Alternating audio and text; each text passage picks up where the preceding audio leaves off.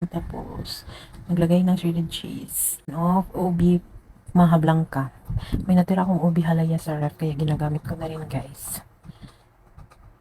Sa kawali, ilagay ang 1 can evaporated milk, 1 pack coconut milk, 1 can cream style corn, then 1 can ubi flavor condensed milk. Then, naglagay tayo ng vanilla para mas mabango. Ubi halaya. Then, naglagay tayo ng butter para smooth and oily yung texture niya, guys. Hindi siya dry. Tapos, hindihan natin ng apoy. Let it boil. Then, ilagay na rin natin yung peanut.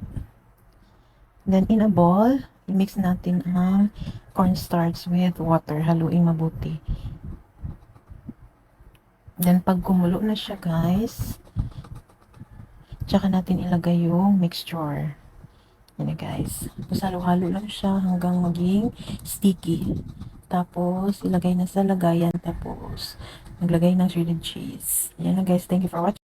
Ito naman yung classic or plain na maha blanca. Magkaparehas lang sila ng ingredients. Like evaporated milk, condensed milk, cream, sugar, corn,